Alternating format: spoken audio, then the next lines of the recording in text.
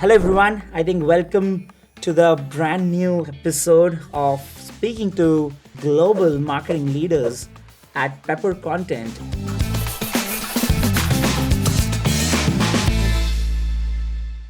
Very delighted to have Fara Rosenzweig from Zeals.ai.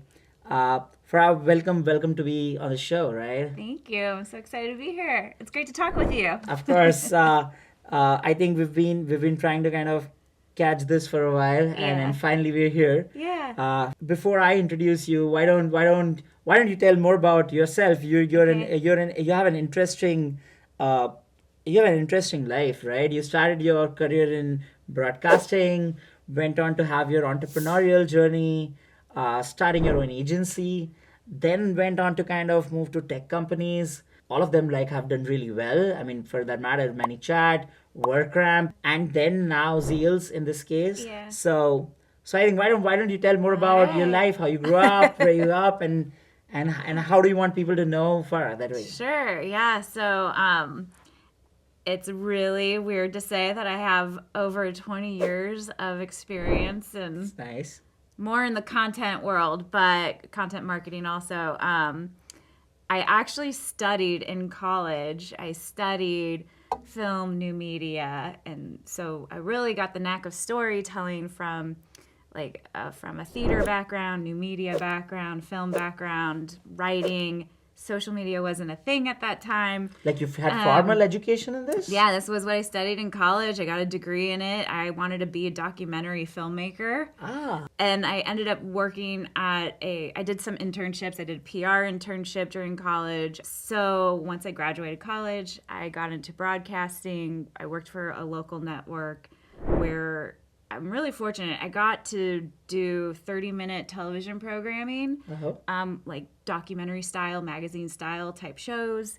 And then I also got to do short 30-second, 1-minute promo videos. And I also did the international news. So I got a very well-rounded background when it came to creating content in different areas. What era was this? Like what years are we speaking of? Oh my gosh, this is 2005. Wow.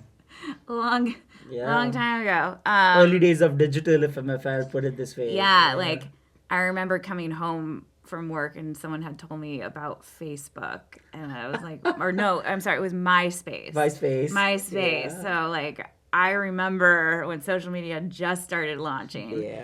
And fortunately, my college email still worked, so I could actually get an account for these things, because at the time you needed a college email. Yeah. So anyway, I learned a lot, and I became really close learning about video editing and storytelling through my editors at the network. And there's one gentleman who started a production company that specialized in sports. And I ended up working with him. We did some really cool production content for athletes, where we did more short form storytelling. We worked on a documentary with a USA track and field athlete, and that actually ended up earning us an Emmy Award. Oh, damn. Which I'm very proud of, and I cannot take full credit for that. It was a team effort. From there, social media was taking off, digital marketing, digital media, and I did not know a whole lot about that. Yeah. So I ended up studying multimedia for my master's degree.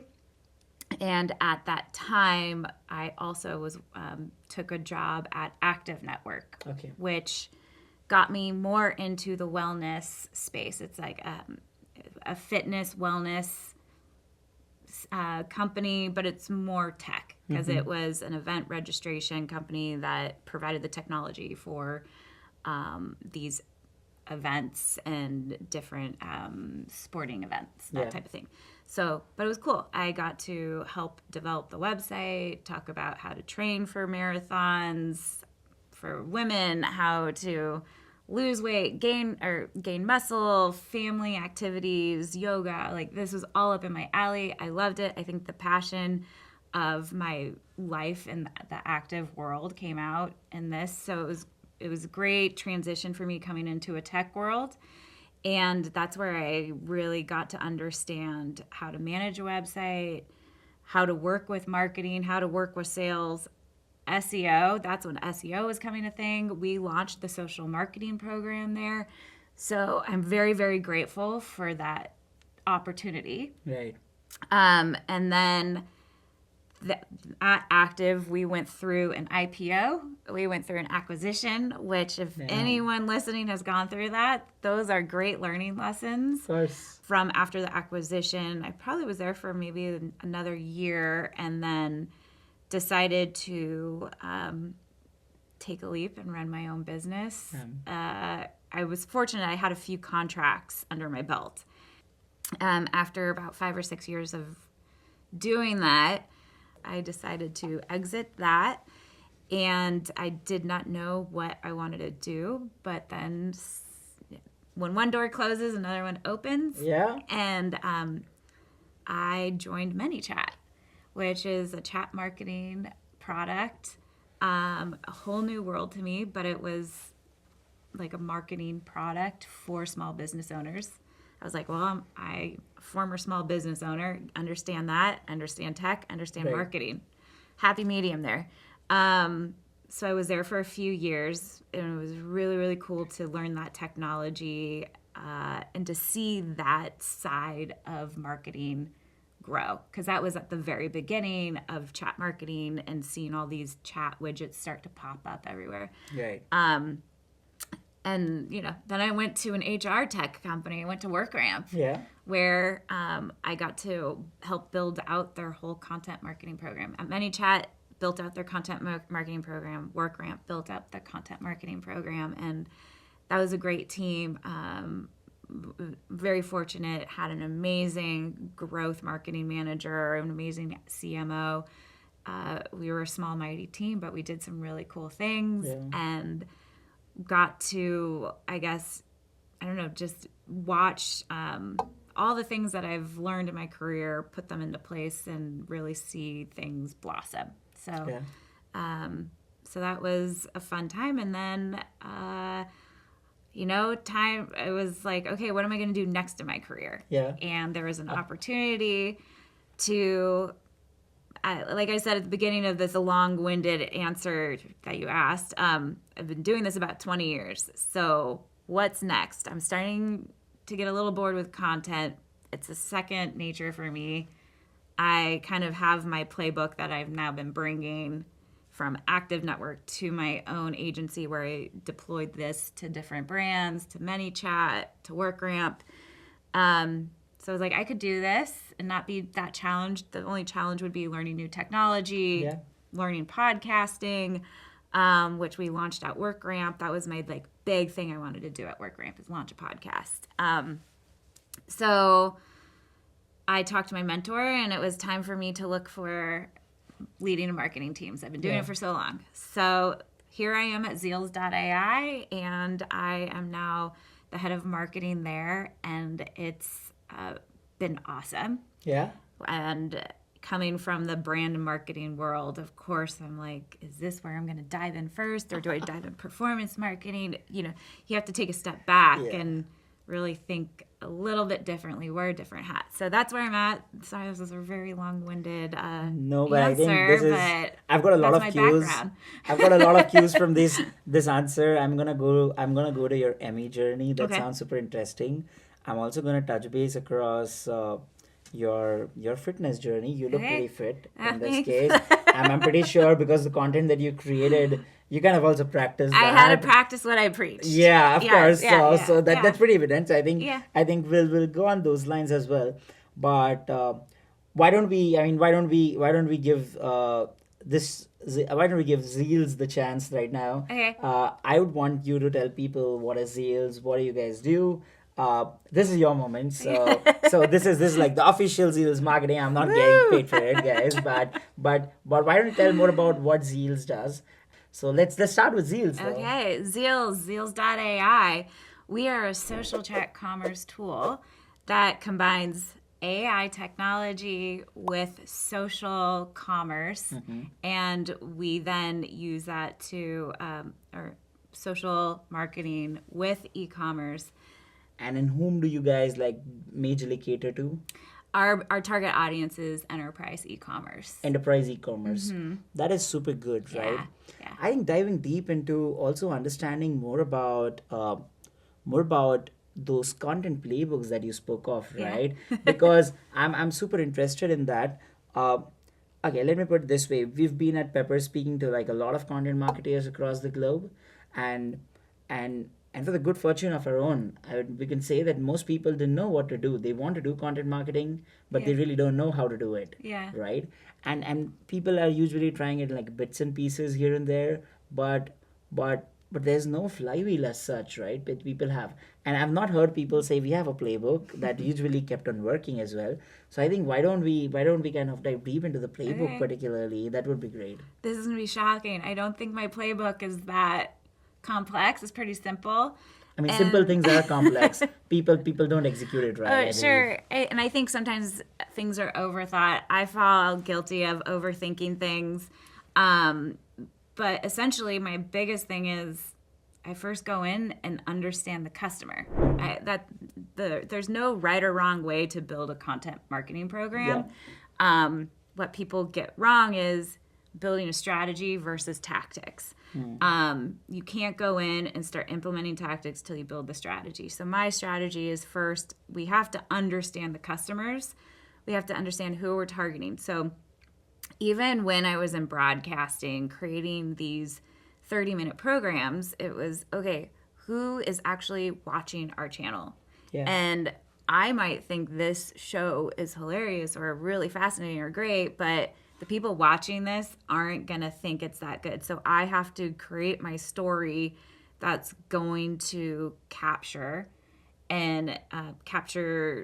our audience, get them interested, get them to somehow get some sort of emotion out of them. Right, right. So first thing in my playbook is just understand your customer. It's listen to customer calls, talk to customers, talk to your customer service team, your a CSM, whoever it is that deals with customers. You gotta go to customers. And my first 30 days is usually customer understanding only. So my playbook is get to know the customers first and then understand what kind of content they want. Are they reading material? Are they listening to material? Are they watching?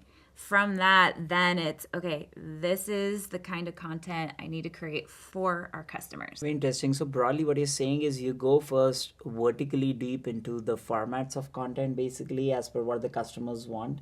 Say may that be ebooks, say it might be white papers, say they might be your thought leadership pieces of content. Yeah. Then you kind of add a horizontal layer basically of the purposes. Yeah. So that purpose, one of them can be SEO, another can be just like brand awareness maybe in this case. So you're going like a vertical format base, then a horizontal purpose base. Yeah. And then you're effectively kind of moving towards saying, okay, now that I have interjections of both of these, each point I need to kind of also repurpose it across for people.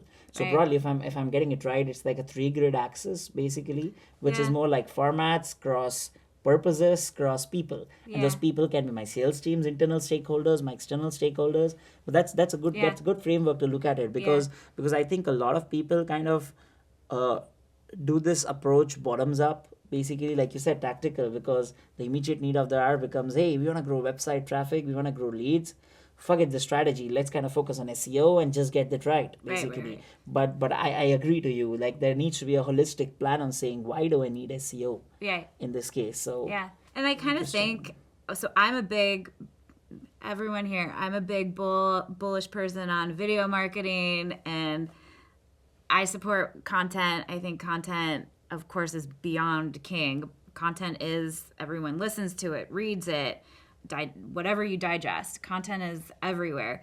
But for me, I believe content is you have to make a stance. yeah. So what's the point of view? And that's where it comes in. Once you understand your customers and you understand what the ultimate business goal is, that's where a content leader can come in and say, okay, this is our point of view. These are the topics that we want to cover from a thought leadership perspective.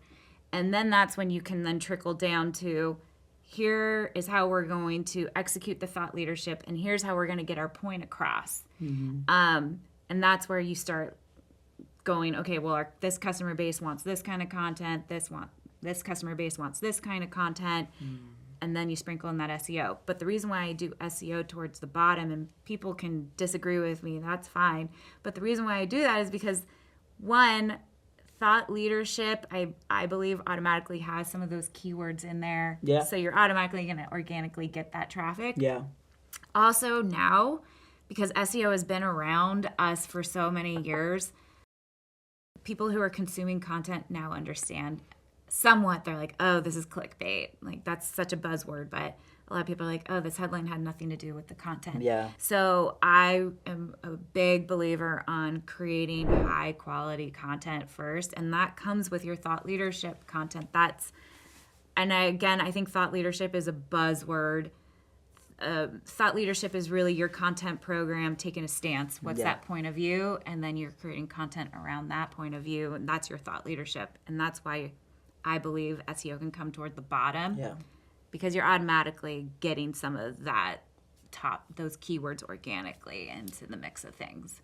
No, super interesting. I think you mentioned about video marketing particularly, like, and I think you've been a person who has played around a lot with videos already in your past as well. Yeah. I'd like to understand, but on the B2B side, how do you think of video marketing? Well, everyone wants to do video. Uh-huh. They don't realize the investment in video. And now you could do the run and gun. We have incredible cameras now with our cell phones. So there is really no excuse, but there is an investment, and it is a little bit longer of a turnaround time.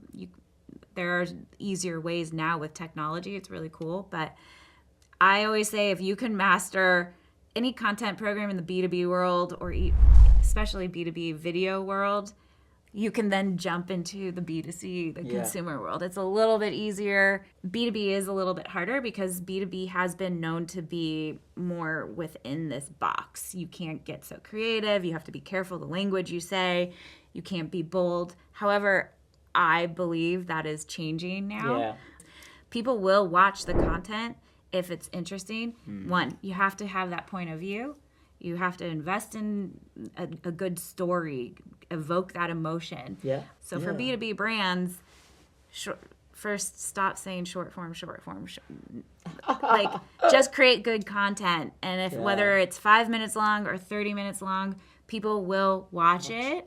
People will listen, they will read, but it has to be good. No, that is super great to hear. Thanks for these insights, right? I mean, coming from you, who has worked on both sides of the domain, both sides of the spectrum, B2C, B2B, right? You can kind of attest to this.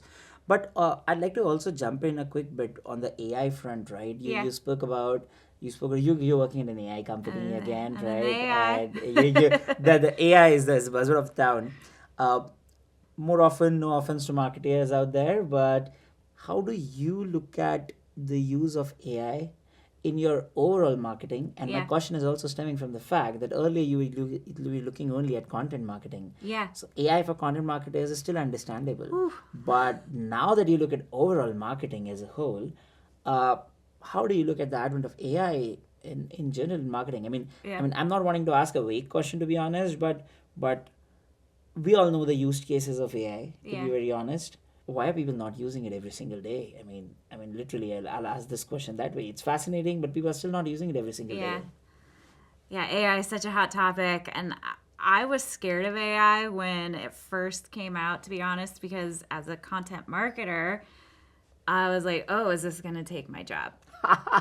Just like everyone else out there. Yeah. But then as I started to understand AI and the benefits of AI, I was like, this is really cool. It's going to make my job even better. So from a marketing standpoint, how I look at AI, it's just making my marketing efforts that much better. It's speeding me up. It's making me more efficient. And everyone now, we have to do more with less. Yeah. And I hate that buzzword. It's such a cliche. We're all using it. But it's true. Teams are lean now. Teams are smaller. And unfortunately, marketing is the first to get budget cuts. They're the first to get money. They're first to lose it. So leveraging AI in a marketing function is huge. One, it's helping me as a lean team. It's helping me scale my strategy faster.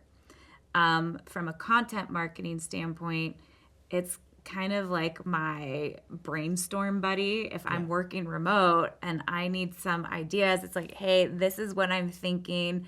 Can we bounce some ideas? And that's what I literally tell the AI program I work with. I'm trying to think of this. Can I brainstorm with you? And I press enter. Yes, let's go.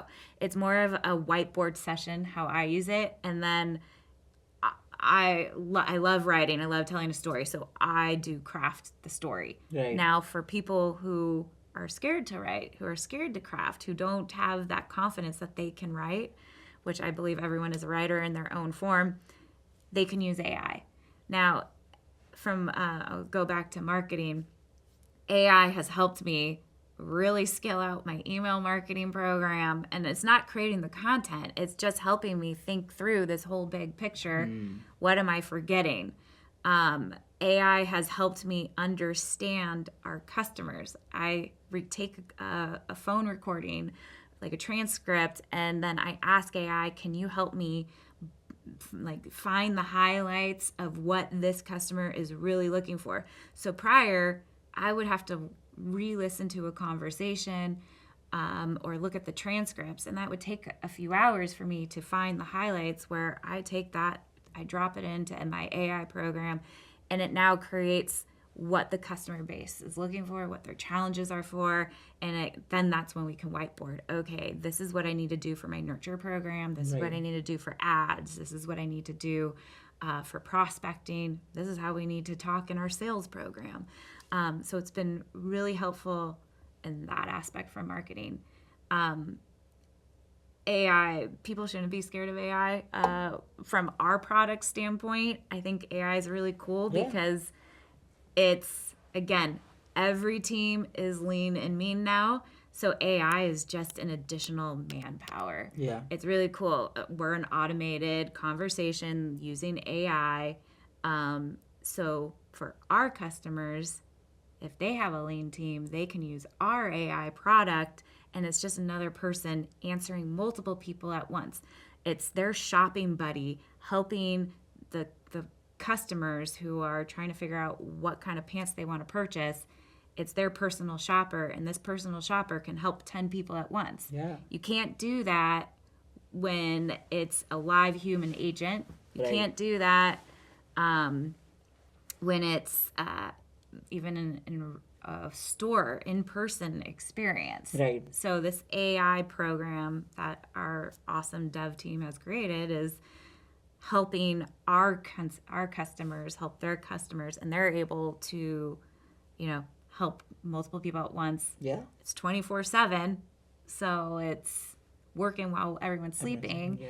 And actually, my CEO even brought this up. AI is also helpful for people for other countries who are language barriers, but also the workforce is diminishing because people aren't procreating. So AI is able to help these businesses that are not able to employ people because they don't have the manpower now. Yeah. So I know I went on a whirlwind with AI, but I'll tie it back into marketing.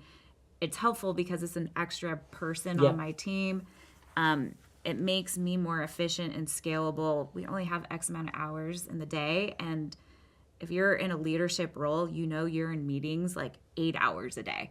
I cannot, you look at my calendar, I'm in a million meetings, so I'm able to use AI to help me okay, let's talk about the notes in my meetings, let's create my to-do list, what do I need to delegate, what can I do?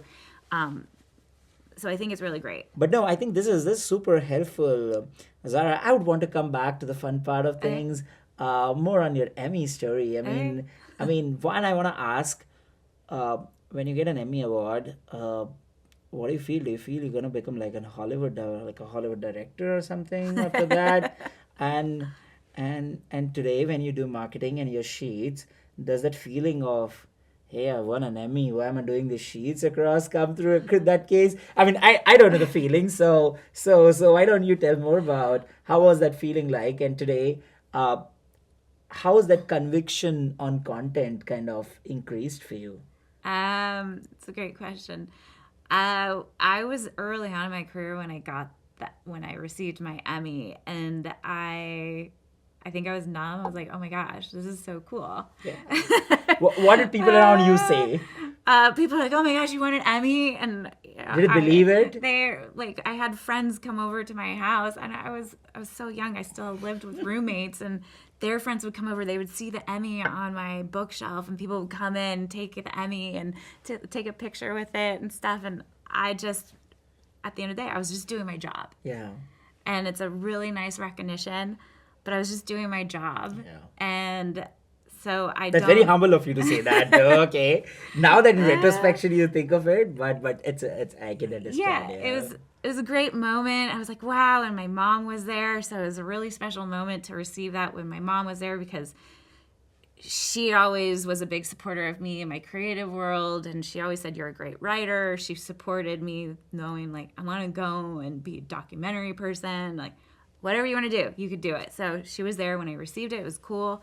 But Monday came, I still had to show up to the office at 8 a.m. Yeah.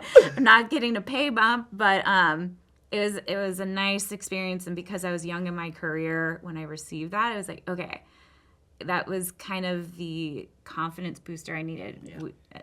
You definitely have imposter syndrome in the beginning of your career. So I was like, okay, everything I learned and the experiences are paying off, and I'm just going to continue doing what I'm doing and continue learning how to be better. So yeah, that's what the Emmy helped me I think do. For all the creators out there, guys, I think what I take away from this is be at it, be at what you do. Things like these will come, and then eventually these are going to be like liver changer boosters of confidence for you overall. Yeah. But yeah, I can understand completely. In a creative job, usually the kind of validation and the recognition you get is only on the success. No one knows the grind that you do to kind of reach over there. So oh yeah, and no one if you're not in the content world, no one understands. You get that writer's block, or you're like, okay, it's 8 a.m. I'm forced to write, or I'm forced to edit a video or audio, whatever, and you're just not in that creative space. And you're like, okay, I've had 5 cups of coffee at this point. I'm gonna go walk. I'll do laundry. I'll do this. Like, let me hop on a call and brainstorm with someone. It's really hard to get in that zone. But then once you're in that zone, it's like, don't talk to me. And I'm on my computer for 20 hours. I will edit a video like all through the night. There's a few videos I used to work on where I remember I probably started at 3 p.m. because I finally got in the zone. And then before I knew it was 6 a.m. Like you just get in that zone, and you might be a perfectionist like I am too, but that no one understands that if you're not in that creative world. And to use your point, it is a recognition for creators or content people when you receive awards like that. With salespeople, their award is they get great commission or they go to President's Club. But, with dev people, it's, no one understands code, but then they see this beautiful product come to life and everyone's like, oh, you're great. With content and content marketing or brand marketing, people are like, that's cool. Can I tell you what you could do differently? Or like, maybe you should have done it this way. Everyone has an opinion. Everyone has an opinion, yeah. So receiving the award, it was like, cool. And again, it wasn't me, it was a team. Yeah, and of course. So it also like showed me I know how to pick a really good team to work with. I know how to hire the right people. I know how to collaborate with the right people. Nothing is ever a one-person show. So to me, it was like showing it's a team effort. Yeah. And yeah, it was that confident booster, and it is cool to get that recognition. Yeah. So yeah, shout out to your team who won the Emmy. So that's super cool. It's funny when salespeople. I don't talk about it, so it's funny you brought it up because salespeople, if they're pitching me at demos, they're like, "Oh, I see you have an Emmy." I'm like, "Oh, you did your homework. Let's talk." So I appreciate it because I won't. A lot of people in my office.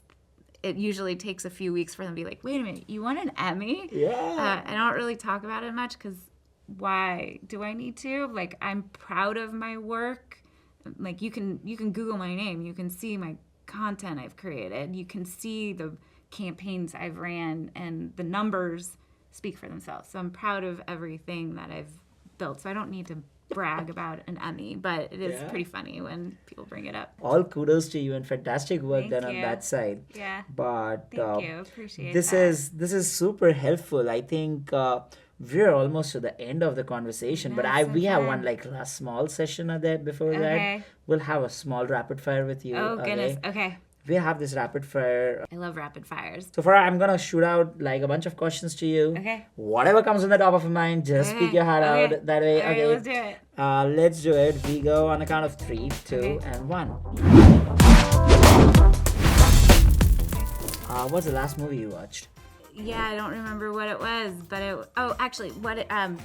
okay, Netflix. It was the Nicole Kidman and Zac Efron movie. I don't remember what it was, but it was that rom-com. I'm a big rom-com person. So, Nice. What are the top 3 softwares or products maybe that you use almost every single day? That's like open on your tab always. Well, Slack. I have my Trello board open, or not Trello, sorry. We use Jira now. I have Writer AI open, primarily slides and docs, and Google Sheets that I have. So, But yeah, I got it. I got it. Yeah. Nice. What? You're a beach person, you're a hill person?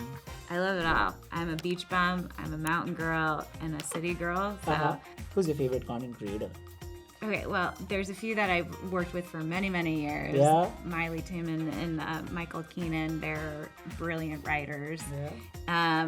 Devin Reed, who was a former head of marketing for Gong and Clary, he just launched he finally took the step and invested in himself for the reader. I think he's great. I should say my other bookmark is LinkedIn. I have LinkedIn open all the time too. So, yeah. And just the last one. What's a favorite book that you think have been like liver changing for you particularly? Ooh, okay. Well, if we have to go business book, I always go back to this book that one of my really good friends recommended. It's called Rework. Quick read. I think it's like 200 pages. And it was just about, you have an idea, just do it.